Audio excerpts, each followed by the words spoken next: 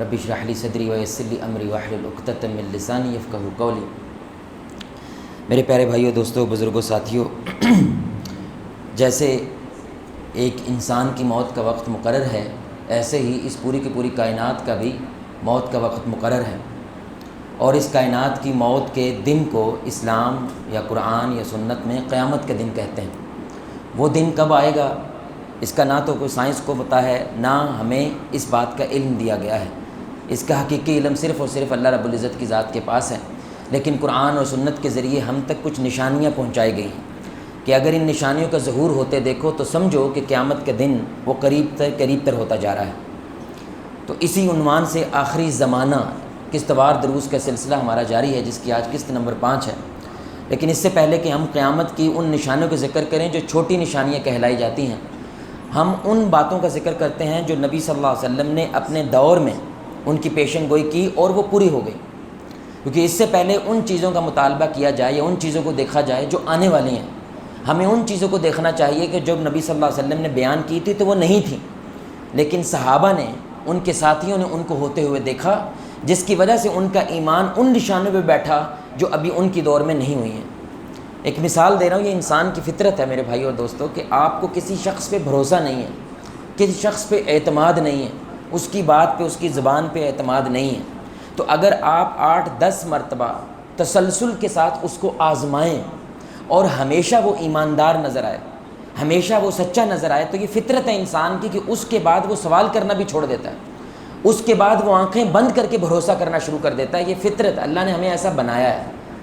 تو بالکل یہی معاملہ محمد رسول اللہ صلی اللہ علیہ وسلم کی ذات کے ساتھ ہے کہ اگر کبھی نعوذ باللہ شیطان ہمارے ذہن میں اور کہے کہ نبی صلی اللہ علیہ وسلم کو کیا معلوم کہ 2025 میں، 30 میں، 50 میں، 3000 میں کیا ہونے والا ہے، تو ہم دیکھیں کہ نبی صلی اللہ علیہ وسلم کو جیسے یہ معلوم تھا کہ عمر بن خطاب رضی اللہ تعالیٰ عنہ شہید ہوں گے، جیسے ان کو یہ معلوم تھا کہ عثمان رضی اللہ تعالیٰ عنہ شہید ہوں گے، جیسے ان کو یہ معلوم تھا کہ حسین رضی اللہ تعالیٰ عنہ کو میری امت کے لوگ شہید کریں گے، ویسے ہی ان کو یہ بھی معلوم ہے کہ 2025-2030 میں کیا ہونے والا ہے، کیونکہ اللہ رب العزت ان کو یہ خبر پہنچا رہا ہے۔ یہ نبی صلی اللہ علیہ وسلم کا اپنا علم نہیں ہے، بلکہ اللہ ہے جو رسول اللہ صلی اللہ علیہ وسلم کو بتلا رہا ہے کہ آپ اپنی قوم کو یہ بات بتلائیں۔ اور سب سے بڑی نشانی میرے بھائی، سب سے بڑی نشانی، ہم اس پہ غور نہیں کرتے، قیامت کی، وہ رسول اللہ صلی اللہ علیہ وسلم کی اپنی ذات ہے، کیونکہ آپ صلی اللہ علیہ وسلم آخری نبی ہیں، ان کے بعد اب قیامت ہی باقی ہے۔ اور یہ بات رسول اللہ صلی اللہ علیہ وسلم نے خود بیان کی۔ آپ صلی اللہ علیہ وسلم نے فرمایا، یہ بخاری مسلم کی حدیث ہے، کہ میں اور قیامت ایسے آئے ہیں جیسے یہ 2 انگلیاں، یعنی میرے اور قیامت میں بس اتنی فاصلہ ہے جتنا آپ کو یہ تھوڑا سا درمیان کے اندر فاصلہ وہ نظر آ رہا ہے، سبحان اللہ۔ اور اس بات کو قریباً 1450 سال گزرنے والے ہیں، اور رسول اللہ صلی اللہ علیہ وسلم کی یہ بات کتنی اہم ہے کہ قیامت کتنی قریب ہو جائے گی میرے بھائی، اگر 1450 سال گزر گئے سبحان اللہ اور بھی قیامت نہیں آئی۔ اور دوسری جگہ پہ اللہ قرآن میں یہ بات کہتے ہیں کہ تلک من انباء الغیب نوحیھا الیک ما کنت تعلمها انت ولا قومک، کہ اے نبی ہم آپ کو غیب کی کچھ ایسی خبریں بتلاتے ہیں جو نہ تو آپ کو معلوم ہے نہ آپ کی قوم کو معلوم ہے، سبحان اللہ، کتنی اہم بات ہے۔ یعنی علماء کہتے ہیں یہ اللہ تعالیٰ قیامت کی نشانیاں یا آپ صلی اللہ علیہ وسلم کے دور کے بعد جو ہونے والا ہے اللہ اس کی بات کر رہے ہیں۔ اور تیسری بات اس ضمن میں بڑی اہم ہے کہ میرے بھائی بھگوت گیتا ہو، بائبل ہو، دنیا کے جو مذاہب ہیں ان کی جو کتابیں ہیں نا، ان میں پیشن گوئیاں لازم ہیں، ایک باقاعدہ چیپٹر ہوتا ہے، کیونکہ جس کی بنیاد پہ جب وہ ذات چلی جاتی ہے نا دنیا سے، تو اس کے جو مریدین ہیں وہ اس بات کو ثابت کر سکے کہ ہمارا جو مرشد تھا یا ہمارا جو پگوان تھا یا ہمارا جو جس کو ہم مانتے ہیں وہ آسمانی طاقتوں کے ساتھ جڑا ہوا تھا، اس کی کیا دلیل ہے؟ اس کی دلیل یہ پیشن گوئیاں ہیں۔ تو ہر مذہبی کتاب کے اندر پیشن گوئیوں کا ذکر ہے، لیکن اسلام کی انفرادیت کیا ہے؟ اسلام یونیک کیوں ہے کہ اسلام اتنی واضح بات کرتا ہے میرے بھائی کہ اس کی تفسیر کرنے کی بھی ضرورت نہیں پڑتی ہے، اس کو بیان کرنے کی بس آپ نے صرف رکھنا ہے تو بندے کو، ریڑھی چلانے والوں کی بھی سمجھ آ جاتی ہے میرے بھائی کہ نبی صلی اللہ علیہ وسلم کا اس پیشن گوئی سے کیا مطلب ہے۔ یعنی جب وہ ہو جاتی ہے نا تو لازماً اس کا ایمان اس ذات پہ بڑھ جاتا ہے، کیونکہ وہ اتنی واضح پیشن گوئی ہوتی ہے۔ اور آخری بات میرے بھائی کہ بہت سارے آج کل کے فتنے ایسے بھی ہیں جو نعوذ باللہ یہ کہتے ہیں کہ نبی صلی اللہ علیہ وسلم جو ہیں ان پہ وحی نازل صرف وہی ہوتی ہے جو قرآن کے اندر نازل ہو رہا ہے، لیکن میرے بھائی نہ تو رسول اللہ صلی اللہ علیہ وسلم علم غیب رکھتے ہیں، نہ نعوذ باللہ ہمارے نبی صلی اللہ علیہ وسلم نجومی تھے، تو یہ جو ساری غیب کی آپ نے خبریں دی ہیں ان کا ذکر قرآن کے اندر صرف موجود نہیں ہے بلکہ محمد الرسول اللہ کی زبان سے اللہ تعالیٰ نے ہم تک پہنچایا ہے، جس سے کیا ثابت ہوتا ہے کہ قرآن کے علاوہ بھی اللہ تعالیٰ نبی صلی اللہ علیہ وسلم پہ وحی کو نازل کرتا ہے۔ قرآن کے علاوہ بھی میرے بھائی جو حدیث ہیں یہ ویسی حجت ہوتی ہیں جیسے قرآن وہ حجت ہوتا ہے۔ تو اب انشاءاللہ ہم کچھ ایسی پیشن گوئیوں کا جو قرآن میں ہیں، جو حدیث میں ان کا ذکر کرتے ہیں، جو نبی صلی اللہ علیہ وسلم کی زندگی میں ہوئی ہیں، لیکن ان کے صحابہ نے یا تو دیکھ لیا یا رسول اللہ صلی اللہ علیہ وسلم نے خود اس کو دیکھا ہے۔ اور اس میں سب سے بڑی کہ جب نبی صلی اللہ علیہ وسلم نے اپنی دعوت کا اعلان کیا تو آپ جانتے ہیں ان کے اپنے رشتہ دار ابو لہب، اس نے کیا کہا تھا کہ نعوذ باللہ تیرے ہاتھ ٹوٹیں، کیا تم نے ہمیں اس چیز کے لیے بلایا ہے کہ سارے بتوں کی عبادت کو چھوڑ کے صرف ایک اللہ کی عبادت کرو؟ تو نبی صلی اللہ علیہ وسلم ظاہری بات ہے وہ برداشت کرنے والے ہیں، وہ صبر کرنے والے ہیں، انہوں نے کچھ نہیں کہا۔ کس نے کہا میرے بھائی؟ اللہ نے کہا، اور وہ صورت ماشاءاللہ سب کو آتی ہے، تبت یدا ابی لہب و تب، کہ تباہی اور بربادی ابو لہب تمہارے لیے ہے، تمہارے ہاتھ ٹوٹے، صرف تو نہیں بلکہ تیری بیوی بھی۔ اب یہ پیشن گوئی کیسے ہے کہ اللہ تعالیٰ نے اس آیت کو بیان کر کے مہر لگا دی ہے اس شخص کو ہدایت نہیں ملنے والی۔ یہ بڑا کمال نکتہ ہے میرے بھائی۔ اگر قریش والے ان کے تھوڑی عقل موت ہوتی نا میرے بھائی، سب سے بہترین موقع تھا اس صورت کو نازل ہونے کے بعد کہ ڈرامہ کر کے ابو لہب کلمہ پڑھ دیتا، تو کیا ہو جانا تھا کلمہ پڑھ کے؟ یہ قرآن نعوذ باللہ وہ جھوٹا ثابت ہو جانا تھا، نبی صلی اللہ علیہ وسلم نے جو ان کو یہ بات بتلائی وہ جھوٹی ثابت ہو جانی تھی۔ لیکن اس آیت کے نازل ہونے کے قریباً 12 سے 13 سال تک ابو لہب زندہ رہا ہے، لیکن اللہ نے اس کو ہدایت کی توفیق نہیں دی۔ جو اللہ نے کہہ دیا ہے وہ منوعاً ویسا ہی ہوا ہے، اور اس کی تباہی دنیا نے دیکھی کہ بدر کے تقریباً 1 ہفتے کے بعد اس کو ایک ایسی بیماری لگ گئی میرے بھائی جو ایک سے دوسرے کو پھیلتی ہے، تو 3 دن تک باقاعدہ اس کی لاش پڑی رہی، کسی نے اس کو ہاتھ لگانا گوارا نہیں کیا اس ڈر سے کہ ہمیں بھی یہ بیماری لگ جائے گی، تو باقاعدہ لوگوں کو پیسہ دیا گیا کہ بھائی اس کی لاش کو اٹھا کے کم از کم دفنا دو۔ تو جو اللہ تعالیٰ نے بولا منوعاً ویسا ہی ہوا، نہ تو اس کی بیوی کو میرے بھائی ہدایت ملی اور نہ ہی ابو لہب کو ہدایت ملی۔ یہ بہت بڑی دلیل ہے کہ یہ قرآن سچا ہے، جو کہہ دیتا ہے منوعاً وہ ویسے ہی ہوتا ہے، سبحان اللہ۔ تو صحابہ جب ایسی باتیں دیکھتے تھے نا میرے بھائی تو ان کا ایمان کیا ہوتا تھا؟ آسمان سے باتیں کرنے لگتا تھا کہ جو قرآن نے بولا ہے اگر یہ صحیح ہوا ہے تو جو ابھی نہیں ہوا وہ بھی صحیح ہوگا۔ دوسری بات، بڑی کمال بات میرے بھائی، کہ بہت سارے لوگ یہ بات کہتے ہیں سانوں کی لگے امریکہ چ کی ہو رہا ہے، سانوں کی لگے اسرائیل چ کی ہو رہا ہے، سانوں تو اپنے ملک نہ لین دینا ہے۔ نہیں، ہمیں اسلام یہ بات بتاتا ہے کہ جو ذہین مومن ہوتے ہیں میرے بھائی ان کی دنیا کی سیاست پہ نظر ہوتی ہے، کیونکہ دنیا کی سیاست میں جب تغیر آتا ہے، بدلاؤ آتا ہے، اس کا مسلمانوں کے اوپر بھی کیا ہوتا ہے؟ اثر پڑتا ہے۔ امریکہ اگر اسرائیل کو چھوڑ دے تو اس کا مسلمانوں پہ اثر ہے، اور اگر امریکہ اسرائیل کے پیچھے کھڑا رہے تو اس کا بھی مسلمانوں پہ کیا ہے میرے بھائی؟ اس کا مسلمانوں پہ اثر ہے۔ تو یہ کہاں سے دلیل آئی میرے بھائی؟ کیونکہ 2 ہی طاقتیں تھیں جب رسول اللہ صلی اللہ علیہ وسلم مبعوث ہوئے، ایک فارس تھی ایران میں اور دوسری روم تھے اوپر شام میں، یہ 2 بڑی طاقتیں تھیں میرے بھائی۔ تو ان کی آپس میں کیا ہوتی تھی؟ ظاہر جیسے رشیا اور اسرائیل ہے یا چائنا اور امریکہ ہے، ایسے میرے بھائی ان کی کیا ہوتی تھی؟ آپس میں لڑائیاں ہوتی تھیں۔ تو جو فارس کے لوگ تھے، ایران کے لوگ تھے، جو مشرک تھے، یہ کیا ہو رہے تھے؟ جیت رہے تھے، بہت زیادہ جیت رہے تھے، اور یہاں تک کہ رومی جو ہیں وہ صرف اپنے چھوٹے سے شہر کے اندر بند ہو کے رہ گئے۔ اب یہ جو مشرکین مکہ تھے یہ مسلمانوں کو چڑھاتے تھے، ان کو تنگ کرتے تھے کہ دیکھو جیسے ایران کے مشرک جیت گئے ہیں نا، ویسے ہم بھی مشرک ہیں، تم ہمیں کہتے ہو نا تو ہم بھی جیتیں گے۔ تم اپنے آپ کو آسمانی مذہب مانتے ہو تو روم والے بھی کون ہیں؟ آسمانی مذہب والے ہیں، عیسائی ہیں، تو جیسے وہ ہارے ہیں ایسے تم بھی ہارو گے۔ تو یہ بڑا کمال نکتہ ہے۔ تو اللہ تعالیٰ اس بارے میں ایک پیشن گوئی کرتا ہے، سبحان اللہ۔ جب رومی ہار رہے تھے اور فارس والے جیت رہے تھے تو اللہ نے قرآن میں پیشن گوئی کی، وہ کیا تھی؟ کہ غلبت الروم، کہ روم جو ہے وہ مغلوب ہو گیا، یعنی وہ ہار گیا۔ پھر اللہ نے یہ بشارت دی، یہ پیشن گوئی کی قرآن کے اندر، فی ادن الارض وہم من بعد غلبہم سیغلبون فی بضع سنین، کہ ان قریب روم والے جو ہیں وہ غالب ہو جائیں گے۔ اور یہ میرے بھائی ایسے ہی ہے جیسے کوئی افریقہ کا ملک امریکہ پہ غالب ہو جائے، یعنی ایسے حالات تھے۔ تو ظاہری بات ہے وہ جو لوگ تھے مشرکین کے وہ ان کو تنگ کرنے لگے، یہ کیسے ممکن ہو سکتا ہے؟ فارس پورا کا پورا قبضہ کر گیا ہے اور تم کہہ رہے کہ روم جیتے گا۔ تو رسول اللہ صلی اللہ علیہ وسلم نے فرمایا، اللہ نے فرمایا چند سالوں میں یہ جیتے گا. اور ایسا ہی ہوا میرے بھائی. بدر سے کچھ وقت پہلے روم والے لوگ کیا ہوئے، وہ فتح یاب ہو گئے، اور فارس والے کیا ہوئے، مغلوب ہو گئے. تو نہ صرف مشرکین مکہ نے یہ چیز دیکھی، بلکہ اہل کتاب کی نظر میں بھی قرآن سچا ثابت ہوا. سبحان اللہ. فارس کی نظر میں بھی قرآن کیا ہوا، سچا ثابت ہوا کہ قرآن صرف مسلمانوں کی بات نہیں کر رہا، بلکہ کائنات کی سیاست کی بات کر رہا ہے. تو آپ دیکھیں کہ روم کے ساتھ اس وقت مسلمانوں کو کوئی تعلق نہیں، اور نہ ہی فارس کا تعلق ہے.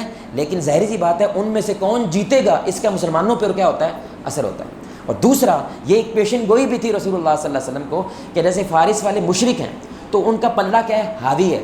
بالکل ویسے جیسے مکہ کے مشرک ہیں ان کا پلڑا ابھی کیا ہے، حاوی ہے. اور روم والوں کا پلڑا جو آسمانی مذہب کا ہے ان کا پلڑا ابھی کمزور ہے. بالکل ویسے ہی جیسے رسول اللہ صلی اللہ علیہ وسلم ان کے صحابہ کا پلڑا کیا ہے، کمزور ہے.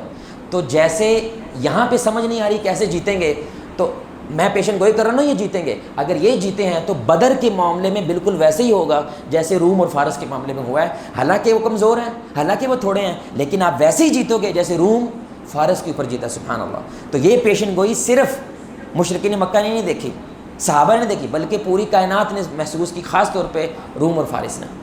تیسری میرے بھائی ایک پیشن گوئی دیکھیں جو بڑی خوبصورت ہے کہ رسول اللہ صلی اللہ علیہ وسلم جب اپنی زندگی کے سب سے مشکل ترین وقت سے گزر رہے ہیں، جو ابھی جنگ ہوئی ہے نا میرے بھائی، اللہ تعالیٰ ہمارے ملک کو محفوظ رکھے. تو لوگ بار بار جنگ میں بدر کا حوالہ دیتے ہیں کہ بدر میں ہمارے پاس اختیارات کم تھے، وسائل کم تھے، لیکن دوسروں کے پاس زیادہ تھے، تو ہمیں انڈیا کی ٹینشن نہیں لینی چاہیے. نہیں میرے بھائی، جو انڈیا پاکستان کی جنگ ہے نا، وہ اس کو اگر مماثلت ہے وہ غزوہ احزاب سے ہے. کیونکہ غزوہ احزاب کیا تھا، چاروں اوڑ سے مدینہ کیا کیا تھا، گھیر لیا تھا، اور 10,000 کی فوج تھی، اور مسلمان صرف کتنے تھے، 2500. نبی نے لڑے نہیں ہیں، کیا کیا ہے، ڈیفینڈ کیا ہے. بالکل ویسے ہی جیسے ابھی ہماری آرمی نے لڑنا کی کوشش نہیں کیا، بلکہ کیا کیا ہے، ڈیفینڈ کیا، جس کے اندر ہم جیتے ہیں الحمدللہ. بالکل ویسے جیسے احزاب کے اندر ہوا ہے. تو نبی صلی اللہ علیہ وسلم نے پیٹ پہ 2 پتھر باندھے ہیں، 1000 صحابہ نے پتھر باندھا ہے، اور وہ کیا کر رہے ہیں، خندق کھود رہے ہیں. اور ایک پتھر بہت بڑا، وہ ظاہری بات ہے صحابہ کھودنے کی کوشش کر رہے تھے، اس کو کاٹنے کی کوشش، وہ کٹا نہیں. تو قربان جائیں میرے بھائی محمد رسول اللہ کی ذات پر. ان کو سب سے طاقتور اگر کوئی ہے تو صحابہ کا ایمان تھا، وہ محمد رسول اللہ کی ذات ہے. اس لیے ابھی ان کی عمر تقریباً کتنی ہے میرے بھائی، 57 سال عمر ہے رسول اللہ صلی اللہ علیہ وسلم کی. لیکن انہوں نے کسی اور کو نہیں کہا کہ یہ پتھر کاٹو سوائے کس کے، رسول اللہ صلی اللہ علیہ وسلم کے. اس کا مطلب ہے آپ صلی اللہ علیہ وسلم کیا ہیں، کتنے مضبوط، کتنے طاقتور اور کتنے فٹ ہے. تو جب آپ صلی اللہ علیہ وسلم کے پاس گئے، آپ نے وہ دیسا یا جو بھی تھی چیز اس کو پکڑا، اور وہاں پہ جب آئے، یہ بڑا کمال نکتہ ہے میرے بھائی. زندگی کا مشکل ترین وقت ہے، یہ صحابہ کہتے تھے وہ غزوہ احزاب ہے، کیونکہ چاروں اوڑ سے ہم گھرے ہوئے ہیں، اور اندر سے منافقین نے بھی کیا کر دی، غداری کر دی تھی. تو اس سے زیادہ اب کیا ہوگا، اور پیسہ بھی نہیں، سردی بھی ہے، بھوک بھی ہے. کتنا مشکل وقت ہے میرے بھائی، اور اس مشکل وقت میں اللہ ان کو کیا کر رہا ہے، خوشخبری دے رہا ہے. اس کا مطلب یہ ہوا کہ جب مشکل وقت گزرا ہو میرے بھائی، تو جلتی پہ تیل چھڑکنا یہ میرے بھائی مومن کا شیوا نہیں ہوتا. مشکل وقت میں خوشخبری سنانا، امید کی بات کرنا، یہ اللہ کی سنت ہے. اس لیے نبی صلی اللہ علیہ وسلم نے جو کلہاڑا مارا اس پتھر کے اوپر، تو وہ 1/3 پتھر کیا ہوا، ٹوٹا. تو آپ نے فرمایا کہ شام کی چابیاں اللہ کی قسم اللہ نے مجھے عطا کر دیں، اور خدا کی قسم میں باقاعدہ سرخ محلات اپنی آنکھوں سے دیکھ رہا ہوں، جیسے جبریل ان کو کچھ دکھا رہے ہیں کہ یہ چیز آپ کے پاس آنے والی ہے. پھر آپ نے دوسرا مارا اور 1/3 اور پتھر کٹا. آپ نے فرمایا کہ فارس، ایران، اللہ تعالیٰ نے اس کی کنجیاں محمد صلی اللہ علیہ وسلم کے حوالے کر دی ہیں، اور اللہ کی قسم میں وہ محلات اپنی آنکھوں سے دیکھ رہا ہوں. پھر تیسرا مارا تو تیسری بادشاہ چھوٹی تھی، وہ یمن تھا، کہ یمن کی چابیاں بھی اللہ تعالیٰ نے مجھے عطا کر دی ہیں، اور میں باقاعدہ اس کے کیا کر رہا ہوں، محلات دیکھ رہا ہوں. پھر آپ نے فرمایا جبریل میرے پاس آئے ہیں اور کہنے لگے کہ یا رسول اللہ صلی اللہ علیہ وسلم، اللہ تعالیٰ یہ سارے کے سارے خزانے آپ کی امت کو عطا کرے گا. صرف اور صرف میرے بھائی 5 سے 6 سال کے اندر یہ تینوں کے تینوں سپر پاورز مسلمانوں کے ہاتھ آ گئی الحمدللہ. یعنی یمن تو نبی صلی اللہ علیہ وسلم کی زندگی میں آ گیا، اور فارس اور شام عمر بن خطاب رضی اللہ تعالیٰ کی زندگی میں آیا، جو صحابہ سوچ بھی نہیں سکتے تھے. یعنی وہ لوگ جو مکہ کے اندر کھڑا ہو کے نماز نہیں پڑھ سکتے میرے بھائی، ان کو یہ بات کی جا رہی ہے کہ کیسر و کسرا تمہارے قدموں میں گرے گا. کوئی مان سکتا ہے؟ لیکن یہ ہوا ہے. تو آپ سوچیں صحابہ کا ایمان کیسا ہوگا جب وہ یہ ہوتا ہوا دیکھیں گے، جب وہ اتنے بڑے خزانے مسجد نبوی کے اندر پڑے ہوئے تھے کہ اس طرف والا بندہ نظر نہیں آتا تھا، اتنا بڑا ڈھیر لگ جاتا تھا خزانوں کا. کہاں پہ؟ مسجد نبوی کے اندر. سبحان اللہ. کیونکہ انہوں نے یہ بشارت، یہ پیشن گوئی پوری ہوتے ہوئے کیا ہے دیکھیے. پھر آپ ایک اور بشارت دیکھیں، وہ بڑی خوبصورت ہے کہ رسول اللہ صلی اللہ علیہ وسلم نے ان کے پاس ایک شکایت ہے. اب بڑی پیاری بات ہے میرے بھائی, ایک شکایت ہے, ایک بندے نے بھوک کی شکایت کی کہ میں بڑا بھوکا ہوں کہ میری مدد کریں, اور دوسرے نے رہزن ہونے کی شکایت کی کہ رستے میں مجھے لوٹ لیا گیا. تو آپ صلی اللہ علیہ وسلم نے یہاں پہ بھی کیا کی, ایک پیشن گوئی کی. بڑی کمال بات ہے. آپ صلی اللہ علیہ وسلم نے فرمایا, عدی بن حاتم اس حدیث کے راوی ہیں, کہ ایک وقت آئے گا اگر تم زندہ رہو گے کہ ایک عورت ہیرا سے چلے گی, بڑی دور شہر ہے مکہ سے, وہاں سے چلے گی اور آ کے طواف کرے گی, عمرہ کرے گی, حج کرے گی, عبادت کرے گی, اور اس کو اللہ کے علاوہ کسی کا خوف, یعنی امن کے دور کی آپ صلی اللہ علیہ وسلم کیا کر رہے ہیں, پیشن گوئی کر رہے ہیں کہ ابھی تمہیں لوٹ رہے ہیں, کلی عورت نکلے گی. عرب میں یہ رواج نہیں ہے کلی عورت کا نکلنا, اس کا مطلب اس کے بعد پیسہ بھی ہوگا, بھوک ختم ہو جائے گی, اور دوسرا امن بھی ہوگا. اور عدی بن حاتم کہتے ہیں اللہ کی قسم میں نے باقاعدہ عورت دیکھی جو ہیرا سے آئی ہے, اللہ اکبر, اور وہ کعبہ کا طواف کر رہی تھی, اور مجھے فوراً نبی صلی اللہ علیہ وسلم کا وہ کلام یاد آیا. یعنی ایسا نہیں محاورہ بولے آپ نے کہ ایسا ہونے لگے گا, نہیں, باقاعدہ عورت تھی جو ہیرا سے آئی ہے, اور باقاعدہ کعبہ کیا کر رہی, طواف کر رہی تھی. جب پوچھا گیا نا تو انہوں نے کہا اللہ لاکھوں کروڑوں درود اور رسول اللہ کی ذات پر کہ آپ نے وہی بات بولی ہے جو ہو بہو ہم نے اپنی آنکھوں سے ہوتے ہوئے دیکھی ہے. سبحان اللہ. اس کے بعد ایک بڑی خوبصورت حدیث, یہ غزوہ احزاب کے بعد بڑا کمال جملہ بولا تھا رسول اللہ صلی اللہ علیہ وسلم نے کہ آج کے بعد, آپ دیکھیں بدر ہوا, پلڑا ہمارا بھاری ہوا, احد ہوا, تھوڑا سا پلڑا ان کا بھاری ہوا. باقاعدہ ابو سفیان نے کہا یہ بدر کا بدلہ لیا ہم نے, لیکن احزاب کے اندر جو جنگ ہوئی, مسلمانوں کو فتح ہوئی, تو آپ صلی اللہ علیہ وسلم نے ایک پیشن گوئی کی کہ آج کے بعد قریش کبھی ہم پہ حملہ نہیں کرے گا, ان کی اب بس ہو گئی ہے, اگر اب کوئی جائے گا نا وہ ہم جائیں گے, یہ کبھی ہماری طرف. یعنی کتنی بڑی پیشن گوئی ہے کہ دشمن اب لڑے گی نہیں ہم سے, یہ بہت بڑی پیشن گوئی ہے. اور بالکل ہو بہو ایسا ہی ہوا. اس کے بعد صلح حدیبیہ ہوا, صلح حدیبیہ کے بعد مکہ فتح ہوا. اس کے بعد قریش کے ساتھ کوئی جنگ نہیں ہوئی, اور یہ نبی صلی اللہ علیہ وسلم کی بہت بڑی پیشن گوئی جو صحابہ نے اپنی نظروں سے, اپنی آنکھوں سے ہوتے ہوئے دیکھا. پھر ایک اور پیشن گوئی میرے بھائی, جب خیبر صلح حدیبیہ کے بعد, کیونکہ اندر سے یہودیوں نے کیا کیا تھا, غداری کر دی تھی, تو آپ صلی اللہ علیہ وسلم نے بڑا ماسٹر سٹروک کھیلا تھا, سیاست کی تھی بہت کمال, اور معاہدہ کر کے آپ ادھر سے فارغ ہو گئے کہ قریش والے ہمیں تنگ کرنا چھوڑ دیں تاکہ ہم کسی اور طرف نظر رکھ سکیں. اور کسی اور طرف کون تھے, یہودی. تو آپ صلی اللہ علیہ وسلم نے خیبر جو سب سے مشکل ترین جگہ تھی, بہت سارے چھوٹے چھوٹے قلعے تھے, ان کو فتح کرنے کی کوشش کی, لیکن وہ فتح نہیں ہوئے. بعض روایات میں آتا ہے تقریباً 1.5 مہینہ گزر گیا, لیکن وہ علاقہ فتح نہیں ہو رہا. تو آپ نے ایک پیشن گوئی کی, اور وہ پیشن گوئی باقاعدہ لقب بن گیا اس صحابی کا. آپ نے کیا فرمایا تھا, کل میں یہ جھنڈا ایک ایسے شخص کے ہاتھ میں دوں گا جس سے اللہ اور اس کا رسول محبت کرتا ہے, اور وہ اللہ اور اس کے رسول سے محبت کرتے ہیں, اور وہ یہ خیبر کو فتح کرے گا. اور وہ کون تھے بھائی؟ اچھا قربان جائیں, سارے صحابہ نبی کے پیروں میں آگے بیٹھ گئے, آگے ہو کے بیٹھ گئے کہ جھنڈا مجھے ملے.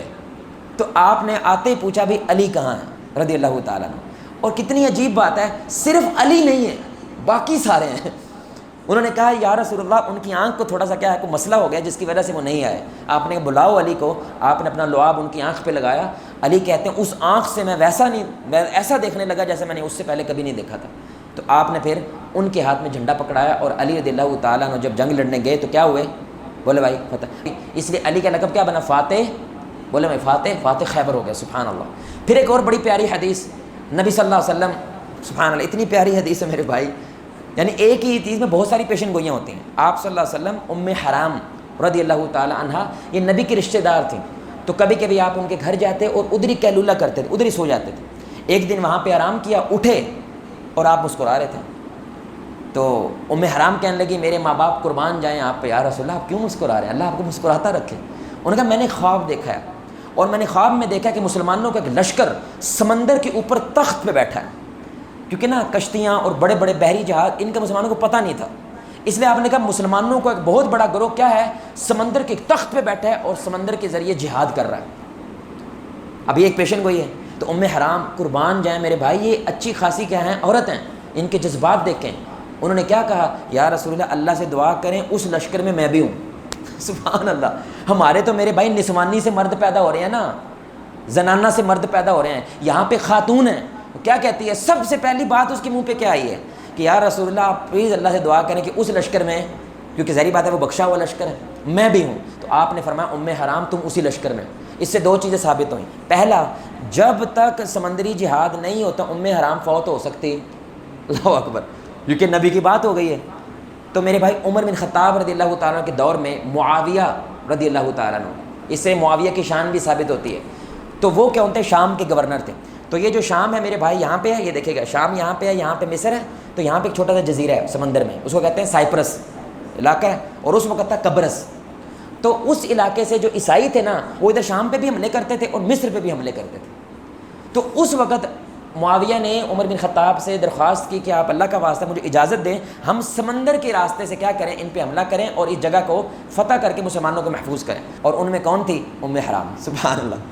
اور یہ پہلی نیوی آرمی قائم ہوئی میرے بھائی کس کے دور میں؟ عثمان رضی اللہ تعالیٰ کے دور میں. اور انہوں نے اس سائپرس کو نہ صرف فتح کیا بلکہ جیسے ہی وہ اس پہ اترے نا ساحل پہ، تو ام حرام جانور پہ جب سوار ہوئیں تو ان کی کوئی ایکسیڈنٹ ہوا، وہ گر گئیں، ان کے سر پہ چوٹ آئی اور وہ وہیں پہ شہید ہو گئیں. سبحان اللہ.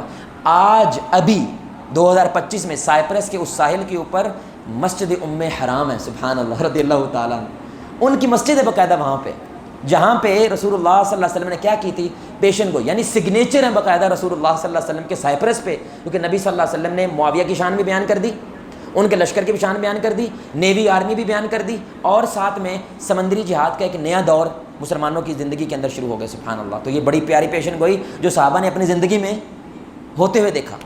پھر ایک اور پیشن گوئی میں 2-3 انشاءاللہ اور ہیں، اس کے بعد اپنی بات ختم کرتے ہیں. آپ صلی اللہ علیہ وسلم نے فرمایا جب غزوہ تبوک کے لیے گئے تو یہ پہلی باقاعدہ جنگ تھی رسول اللہ کی جس میں وہ شامل ہیں عیسائیوں کے ساتھ، گورے کے، یعنی اس وقت کا امریکہ کے ساتھ. یہ پہلی باقاعدہ جنگ جو آپ صلی اللہ علیہ وسلم کی تھی وہ غزوہ تبوک ہے. لیکن آپ جانتے وہ جنگ ہوئی نہیں، وہ ڈر گئے کیونکہ وہ نبی صلی اللہ علیہ وسلم کی صداقت سے ڈر گئے. اگر نبی ان میں موجود ہے تو اگر ہم جیت بھی گئے نا میرے پاس وہ بھی عذاب ہی ہے. سمجھ رہے ہیں؟ اور اگر ہار گئے تو ظاہری بات ہے رسول اللہ صلی اللہ علیہ وسلم ہے، نبی ہیں، تو ہم ہار، اس لیے وہ لڑے ہی نہیں. لیکن آپ نے وہاں پہ پیشن گوئی کی کیونکہ شام کو فتح کرنے کا مقصد کیا تھا؟ بیت المقدس. تو آپ نے فرمایا قیامت نہیں آ سکتی جب تک بیت المقدس فتح.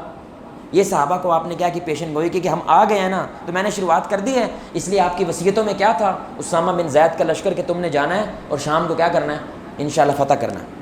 تو آپ جانتے ہیں میرے بھائی یہ پیشن گوئی بھی بیت المقدس کا فتح ہونا، کیونکہ مدینہ ہمارے پاس ہے، مکہ ہمارے پاس ہے، کیا رہ گیا ہے پیچھے؟ وہ بیت المقدس رہ گیا. اور عمر بن خطاب رضی اللہ تعالیٰ کے دور میں ابو عبیدہ بن جراح رضی اللہ تعالیٰ عنہ کی لشکر کے ساتھ انہوں نے کیا کیا؟ بیت المقدس کو فتح کیا. اور الحمدللہ وہ جو عمر بن خطاب نے معاہدہ کیا ان کے ساتھ، آج کی یونائٹڈ نیشن، اللہ کی قسم کتنی بڑی بات ہے میرے بھائی، یونائٹڈ نیشن یہ بات کہتی ہے کہ اگر فلسطین میں امن ہو سکتا ہے وہ صرف اور صرف عمر بن خطاب کے معاہدے سے ہو سکتا ہے. اللہ اکبر.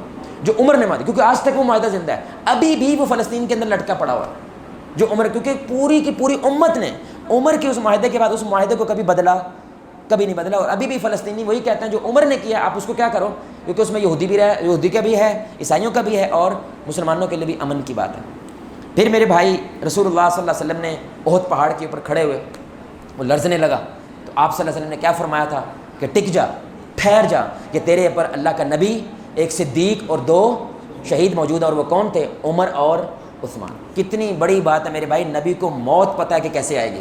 یہ کیسے پتہ ہے؟ کیونکہ اللہ تعالیٰ نے ان کو کیا کیا ہے؟ بتلایا ہے، جس کی وجہ سے عمر بن خطاب محتاط رہتے، جس کی وجہ سے عثمان بھی کیا رہتے؟ محتاط رہتے، لیکن پریشان نہیں ہوتے تھے، کیونکہ ان کو اس بات کی خوشی تھی کہ انشاءاللہ اللہ نے ہمیں کیا کرنا ہے؟ شہادت کی موت دینے، کیونکہ نبی صلی اللہ علیہ وسلم نے کیا کہا ہے؟